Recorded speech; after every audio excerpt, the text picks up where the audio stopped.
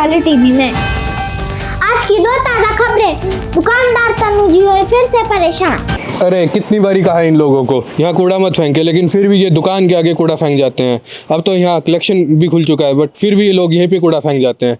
कैसे लोग हैं, पढ़े लिखे लोग हैं, बिल्कुल दुकान के आगे कूड़ा फेंक।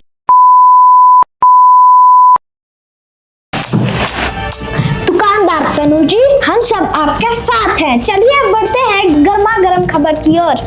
बढ़ती गर्मी के कारण पीटी पीरियड छोटा होने से स्कूल के बच्चों ने किया विरोध।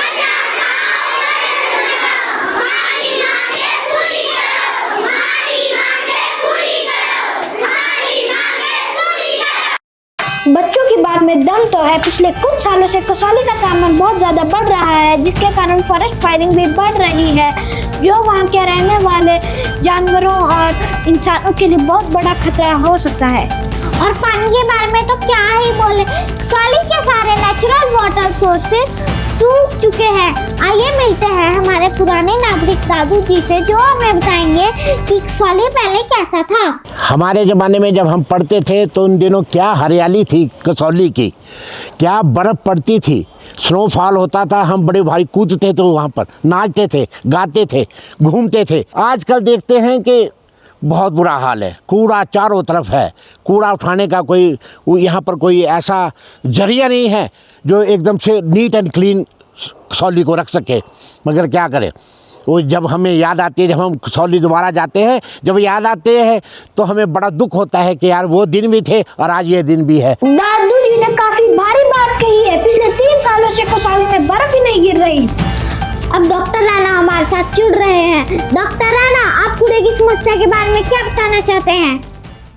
जो कूड़ा लोग आजकल इधर उधर फेंक देते हैं या फिर मतलब डंप साइट पे भी एक जगह फेंकते हैं, वही जब बारिश होती है तो पानी के साथ मिल जाता है और काफ़ी सारे डिजीज़ और बीमारियां करने वाले बैक्टीरिया वायरस उसी पानी में घुल जाते हैं। फिर वही पानी ज़मीन के अंदर जाता है, जिसको लोग पीते हैं, जिसकी वजह से बहुत बीमारियां होती हैं।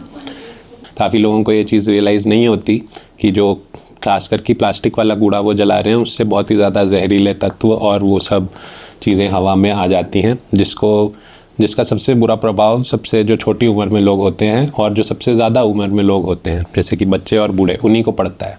जिन लोगों का मतलब ये आदत ही है कि घर के आसपास ही जलाना, उससे उनके पूरे मोहल्ले में और उस एरिया में सिर्फ वही गैसेस घूमती रहती हैं। तो कम से कम अगर यही 2 चीज़ें लोग ठीक कर लें तो सबसे बड़ा स्टेप उनके हाथ में जो है वो यही ले सकते हैं, ताकि जो हमारे बच्चे हैं और मतलब जो बूढ़े हैं उनको ज़्यादा दिक्कत ना हो।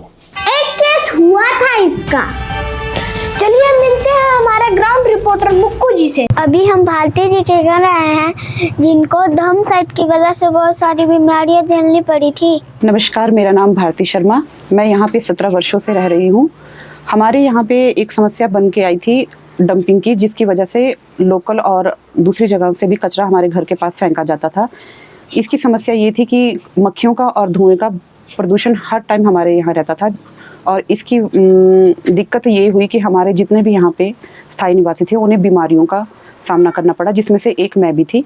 मुझे भी काफ़ी लंबे टाइम बाद पता चला कि मक्खियों और प्रदूषण की वजह से हमारा मतलब मुझे एक आंत की प्रॉब्लम और दूसरा मुझे सांस की दिक्कत हो गई थी। इसका काफ़ी हद तक समाधान तब हो पाया जब हमारी पंचायत ने और वेस्ट वॉरियर ने मिलकर इस कचरे की समस्या को ख़त्म किया। उन्होंने काफ़ी सहयोग दिया और आज 1 वर्ष होने के बाद हम इस चीज़ से निजात पा पाए हैं। मैं आप सबसे यही अपील करती हूँ कि अपने घरों के आसपास ऐसे कचरे के ढेर ना बनने दें, जिससे कि आप लोगों को ऐसी समस्या का सामना ना करना पड़े। जा चाहा है वह रहा है, इसके बारे में बताएंगे गरखल सनावर की प्रधान मोना जी। हाँ, देखिए, कूड़ा आज के समय में हर एक इंसान के लिए एक सबसे बड़ी समस्या बन चुका है, जिसे हमने ख़त्म करने की अपनी तरफ से एक बड़ी अच्छी कोशिश की है। ये डंपिंग साइट यहाँ पे 10-12 सालों से थी, और यहाँ के जितने भी निजी क्षेत्र के आसपास के लोग हैं, बहुत उन्हें इन समस्याओं का सामना करना पड़ रहा था। आने जाने वाले टूरिस्ट, यहाँ से निकलने वाली गाड़ियाँ, क्योंकि यहाँ पे 24 घंटे मक्खियों का और स्मेल और बंदर हमेशा यहाँ पे रहते रहते। तो मैंने अपने और अपनी पंचायत और वेस्ट वॉरियर के प्रयास से इसे बंद किया है। उसके लिए हमने यहाँ पे शेड भी लगाया है, ऊपर कैमरा भी लगाया है, ताकि हम 24 आवर्स नज़र रख सकें कि कोई इस साइट पे डंप ना करे। और ये साइट हमारे यहाँ तो एक हमने बंद कर दी है, लेकिन जगह जगह आप लोग जानते हैं कि डंप साइट बनी हुई है, क्योंकि शायद मुझे ये लगता है कि हमारे पास कोई ऐसा जरिया ही नहीं है जहाँ से हम इस कूड़े को ख़त्म कर सकें। तो उसके लिए मेरा जो प्रयास है और मैं जो अपना एक मैसेज देना चाहती हूँ, हमें एक सेग्रीगेशन शेड की बहुत ज़रूरत है, और जब तक कूड़े को सेग्रीगेट नहीं किया जाएगा, हमें आने वाले समय में इस कूड़े से निजात नहीं मिलेगा। कूड़े को सही जगह पहुंचाना बहुत जरूरी है। कैमरामैन मयंक के साथ मैं हूं मुक्कू, खूबसूरत कसौली टीवी। सुनने में आया है कि गढ़खल कसौली में ये कलेक्शन ऑलरेडी चल रहा है। आइए मिलते हैं हमारे प्रधान जी से। हमारी पंचायत कसौली गढ़खल में 6 मीट्रिक टन कूड़ा उत्पन्न होता है। पहले इसे या तो जला दिया जाता था या पर्यावरण में फेंक दिया जाता था। जब से इसे संग्रहण करना शुरू किया है, तब से 30% कूड़ा पर्यावरण में जाने से बचा है। हमारी पंचायत में 900 घर हैं, 300 घरों से कूड़ा इकट्ठा किया जाता है। यह कूड़ा इकट्ठा करके हमारे वेस्ट बैंक में लाया जाता है। इसे 7 कैटेगरी में बांट दिया जाता है और रिसाइकल के लिए भेज दिया जाता है। सभी ग्रामवासियों का मैं धन्यवाद करता हूं जो इस मुहिम में जुड़े हैं। बाकी आने वाले समय 900 परिवारों से भी उम्मीद करता हूं कि यह इस मुहिम में जुड़े और अपने साथ लगती पंचायतों में भी यह सुविधा मिले। धन्यवाद। ये तो क्लियर है, जहाँ कचरा है वहाँ प्रॉब्लम है और जहाँ सिस्टम है वहाँ सोल्यूशन है। अगर हम छोटी उम्र में ये बात समझ सकते हैं तो बड़े लोग क्यों नहीं। हेलो हेलो हेलो, आवाज़ आ रही है? अरे ये कौन बोल रहा है? अरे जिसको आपने जंगल में छोड़ा है। अरे दादू जी आप। हाँ, एक बात और कहनी थी कि इस उम्र में मैं बदल रहा हूँ। क्यों?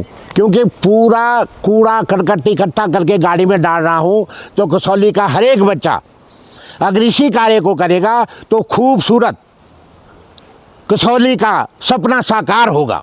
ये थे आज के मुख्य समाचार। हम मिलेंगे कल शाम 7 बजे। देखते रहिए खूबसूरत